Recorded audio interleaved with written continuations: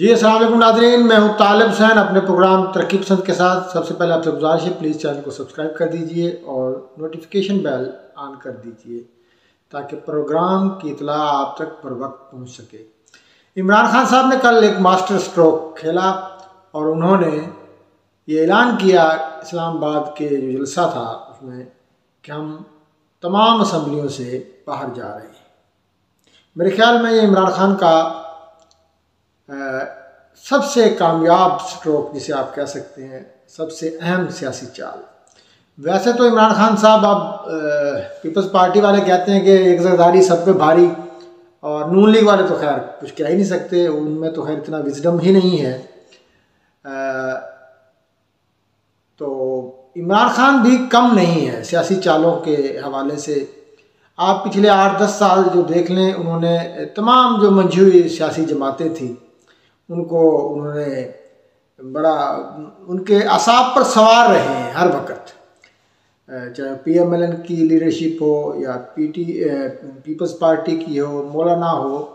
तो इमरान खान ने अपने वर्कर्स को इंगेज रखा है और इशू वो क्रिएट करते रहते हैं, इशू क्रिएटर हैं वो। अब हालिया उनका जो साइफर का इशू उन्होंने क्रिएट किया और उससे उन्होंने कहा जी हम पीछे हट रहे हैं, ये भी कह दिया, लेकिन इसके बावजूद उनकी पॉपुलैरिटी और उनके फॉलोअर्स उनके साथ हैं। इसी तरीके से उन्होंने जो आर्मी चीफ के हवाले से एक इशू क्रिएट किया कि ये लोग अपॉइंट नहीं कर सकते, ये अहल नहीं है, काबिल नहीं है, ये उस बंदे को लाएंगे जो उनकी करप्शन बचाएगा। तो इस तरीके से वो एक उन्होंने इशू बनाया और अखबारात में रहे, मीडिया में रहे, यूट्यूबर्स की डिस्कशन का मौजू रहे। तो इमरान खान साहब की ये क्वालिटी है कि वो मीडिया के अंदर रहते हैं। रही बात लॉन्ग मार्च की, लॉन्ग मार्च अब जैसा कि पहले ही कहा जा रहा था कि ठुस मार्च होगा। लॉन्ग मार्च तो वो होता है अगर आप कराची से शुरू करते और यहाँ पर आते। तो रोज़ाना के जलसे थे जो मुख्तलिफ इलाकों में हुए, रोज़ाना एक कस्बे में एक जलसा होता था, वो उसके बाद तमाम चीज़ें वाइंड अप, फिर एक नया जलसा, फिर एक नया जलसा, और इस तरीके से वो रावलपिंडी में उन्होंने स्टेज सजाया। और ख्याल ये था उनके लोगों का कि इस्लामाबाद की तरफ मार्च करेंगे, धरना देंगे, और उन्होंने पूरी कोशिश की कि अदालतों से कोई रिलीफ मिल जाए, धरने की इजाज़त मिल जाए, जलसे की इजाज़त मिल जाए, इस्लामाबाद पर हमले की इजाज़त मिल जाए, वो नहीं मिली।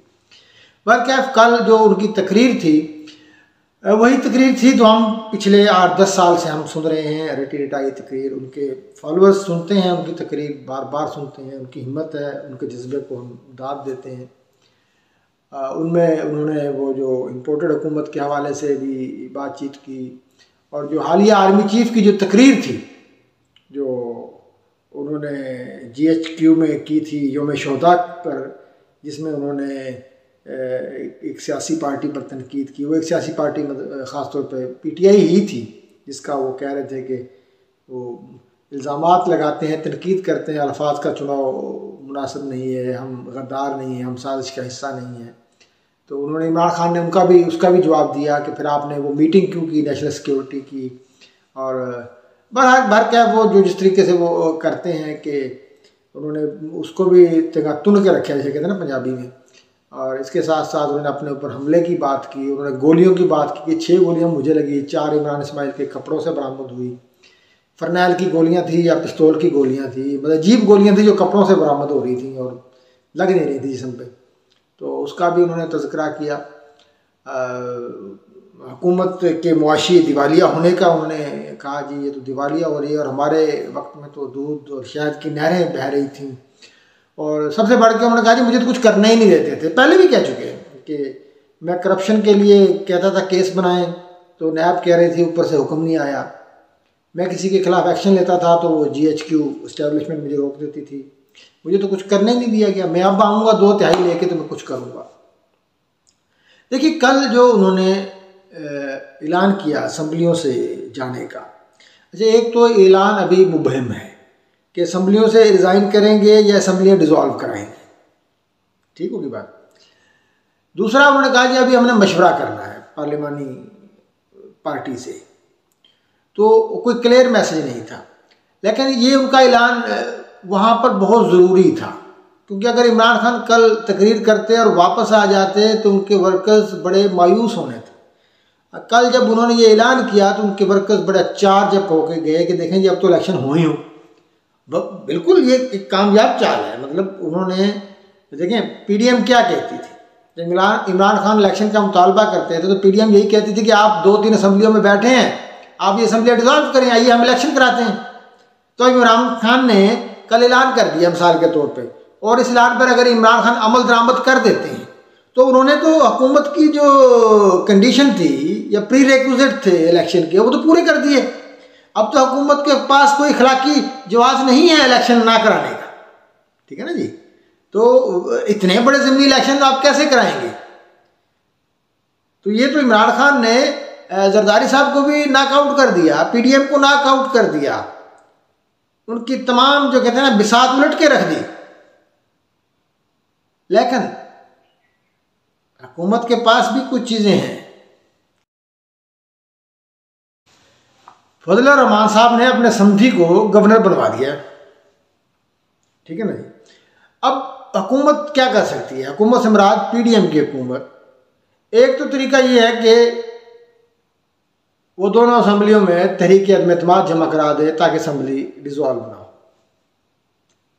ठीक हो गया, और ये एक प्रोसेस शुरू हो जाएगा। और इसमें ये होगा कि पंजाब में ख़ास तौर पे काफ लीग जो है वो परवेज़ इलाही साहब इमरान खान की बात नहीं मानेंगे रेजोल्यूशन की, और वो हो सकता है कि उनके लोग जो है वो इत्तेहादी बन जाए नून लीग के, परवेज़ इलाही भी इत्तेहादी बन जाए, क्योंकि परवेज़ इलाही के लिए कोई मतलब ये मसला नहीं है, ना का मसला नहीं बनाते वो, ठीक है ना जी। वो ये नहीं है सर, वो सबके दोस्त बन जाते हैं और किसी भी वक्त, और यू टर्न तो परवेज़ इलाही वगैरह का मसला ही नहीं है, ठीक है ना जी।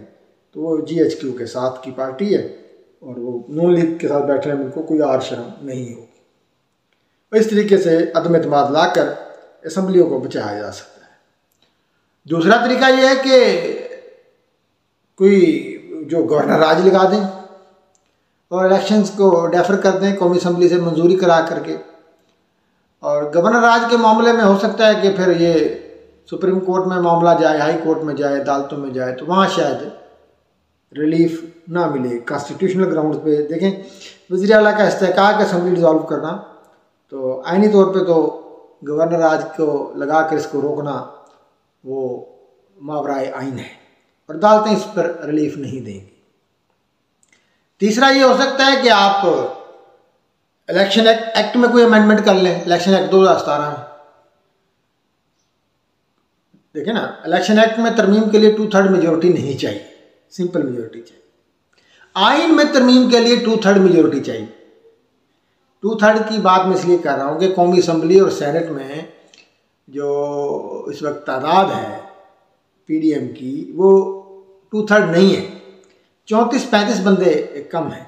अगर दोनों हाउस को जॉइंट सिटिंग में भी अगर वो कोई कानून लाना चाहें, कोई तरमीम करना चाहें, तो तब भी पीडीएम की हुकूमत नहीं करवा सकती, क्योंकि 34-35 बंदे उनके कम हैं, ठीक है। लेकिन जो इलेक्शन एक्ट में तरमीम है वो कर सकते हैं। वहाँ पर कोई ऐसी चीज़ कर लें कि भी अगर साल रहता है इलेक्शन में या 6 महीने रहते हैं, कोई ऐसा कोई रुकावट पैदा कर लें, जो कि जाहिर है वहाँ पर उनके पास बड़े बड़े कानूनदान हैं, इरफान कादर साहब भी हैं और भी बहुत सारे लोग हैं, मोहसिन शाह नवाज़ रांझा हैं, अशरा साफ हैं, बड़े बड़े लोगों का उनको मुशावरत हासिल है।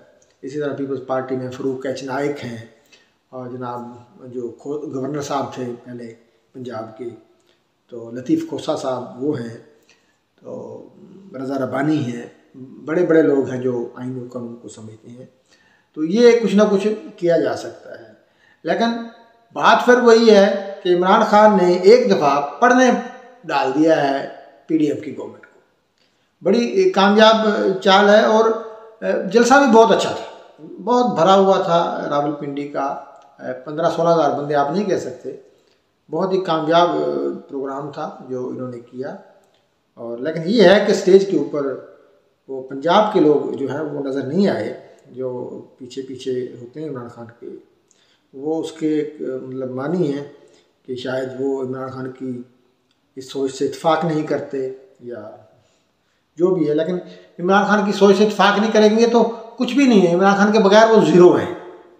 और अभी तो वो जो मतलब इमरान खान के बगैर भी ज़ीरो हैं, लेकिन उनको ये भी ऐसा लगता है कि शायद कि हम इस्टेब्लिशमेंट से लड़ाई ना लें, क्योंकि अभी जो इमरान खान के साथियों का ख्याल है, जो गैर इमरान खान तो नहीं मानते ना, कि अभी फैज़ हमीद साहब भी जो है जा रहे हैं, जो प्रोजेक्ट इमरान खान के बानियों में से थे। बानी तो खैर शुजा थे, फिर उसके बाद ज़हीर थे, लेकिन फैज़ ने बड़ा अपना कंट्रीब्यूशन डाला। और आपने कल शायद वो देखा नहीं, असद तूर का प्रोग्राम, अजब करप्शन की गजब कहानियाँ।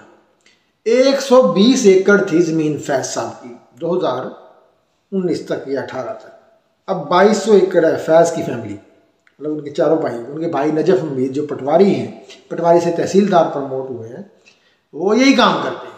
तो 2200 एकड़ तक उनकी राजी पहुंच गई। उसके अलावा घर हैं, अरबों रुपए का घर है। और इसी तरह फैक्ट फोकस ने जो बाजवा साहब की जो जदादों की तफसील निकाली, वो भी अरबों खरबों में है। तो 12 अरब की उनकी जदाद बन गई, और बेटी और बहू और बेटा अमीर तरीन हो गए। और ससुर जो है बेटे के बिठू साहब, वो तो बाकी बच्चों को कोई जदाद नहीं दे रहे, वो सिर्फ बाजवा साहब के बेटे को, जो बेटी उनकी बाजवा साहब के बेटे के घर है, उसको जदाद दिए जा रहे हैं। तो बात ये है कि अब नई इस्टेब्लिशमेंट आ गई है, तो इसको भी चाहिए कि ज़रा अब अमल दरामद कराए। जो बातें बाजवा साहब ने की थी पीछे, मतलब न्यूट्रल रहने की, सियासत से दूर, और एहतसाब ज़रूर होना चाहिए। अपने फ़ौजियों का एहतसाब अदारा खुद करे, जिस तरह बलूचिस्तान वाले वो जो 4-5 जर्नैल थे जिनका एहतसाब हुआ था, जिनको फारग किया गया था बगैर पेंशन के, बगैर उसके, तो इसी तरीके से इनका एहतसाब भी होना चाहिए। आसिम सलीम बाजवा का एहतसाब भी होना चाहिए कि ये पैसे इन्होंने कैसे बनाए। बहुत शुक्रिया नाज़रीन, अल्लाह हाफ़िज़।